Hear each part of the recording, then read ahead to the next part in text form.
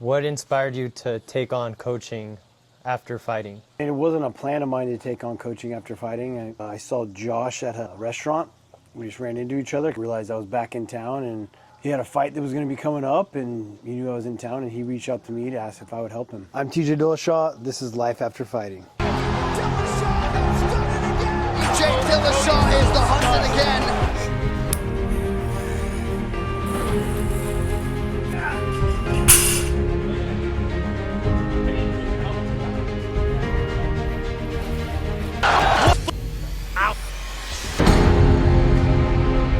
When you step on the mats as a coach now, what drives you differently than when you stepped into the cage as a fighter? What drives me differently? To be honest, I don't think anything drives me differently than stepping in as a coach or stepping in as a fighter. I kind of treat it the same way. I take it serious that, give Josh every opportunity to feel his best and be confident when he's in there, and I guess give him the same feeling I got from my coaches and the confidence.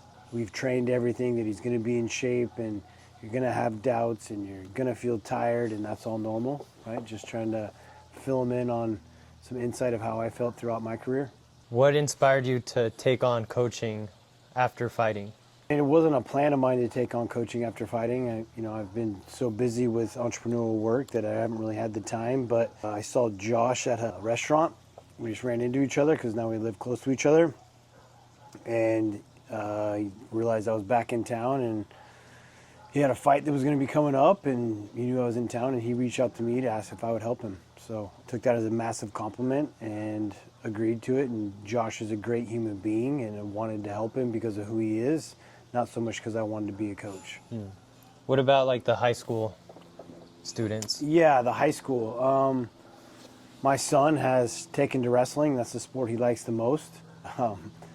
Which is kind of crazy to me, but that's what he wants to do. And so when he wanted to start wrestling, I started helping out at the youth program, and the youth program wrestles at Del Oro High School, which that's where he'll go to high school at. So one thing kind of led to the next, and some wrestlers were asking for my help when they saw me at the youth program, and again, once I was asked, I felt honored to help out with whatever I could. I have a lot of knowledge, and so I decided to pass that off and started thinking about it. And knowing that my son's going to go to that school, that if I can help and build it as best of my ability, that it'll be it's already great. It's already fantastic. They have amazing coaches, and if I can make it better, why wouldn't I?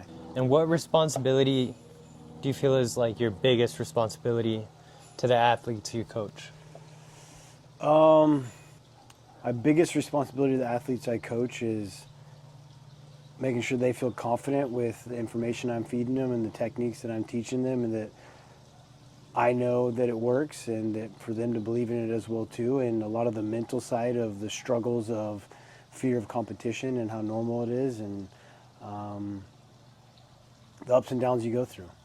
And as far as like your mindset now, post UFC career, now as like an entrepreneur and a coach, how has your mindset shifted as an individual competitor to now being like a leader, not just as an entrepreneur, but in a room full of athletes? Being in a room full of athletes my entire life, either that's through wrestling teams or fighting teams, and being around other athletes, you kind of learn to be a leader naturally. You just kind of, maybe not so much a leader, but so much a teammate, right? And how you help each other out. Even though fighting's an individual sport, a team backs you, and you build off each other, and you just learn that throughout your career. And I've always been good at teaching information. I learn technique very well. I become obsessed with it, and then I learn every aspect of it. If it's throwing combos, if it's jiu-jitsu, just being well-rounded in general. I've always picked up information very well, and I've been able to teach it very well. If you're able to do that, it kind of leads into leadership, and that same leadership that I've had in the room as being a teammate has led to coaching, and also to being a CEO of Wild Society. Do you see coaching as an extension of your career almost? Yeah, I guess coaching could be an extension of my career, right? I'm teaching what I've learned throughout mine and giving it back to others. So it feels like a piece of me's out there.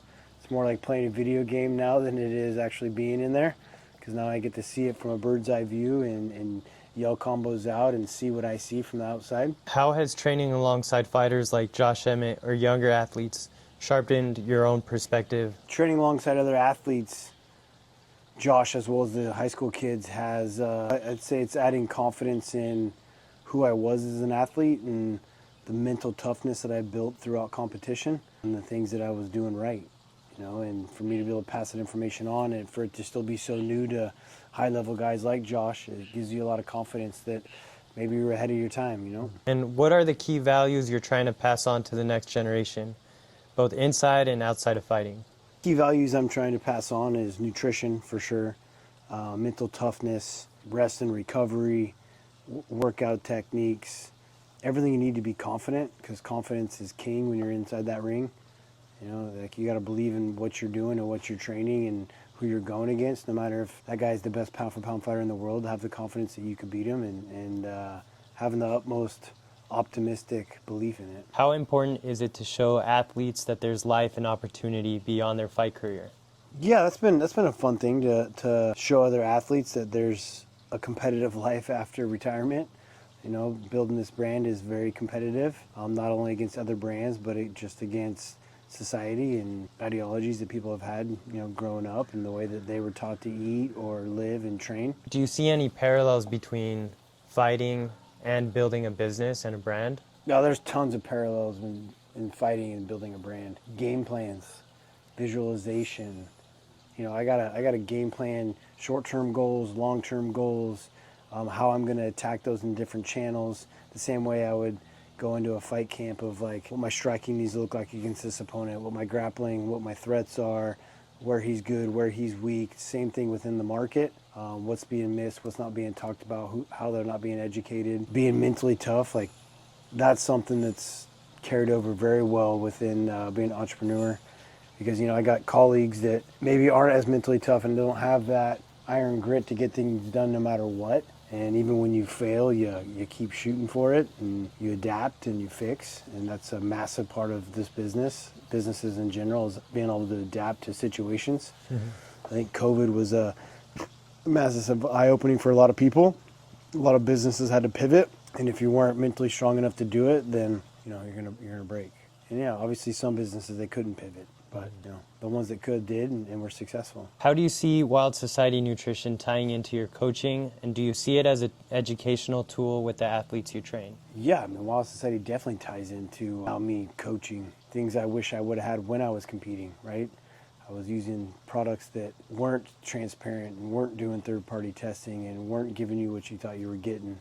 And also the way products were built and the reasons for them is we're building things for peak performance. Things I wish I had when I was competing to keep longevity in the sport. And so that's an easy pass on to the next generation.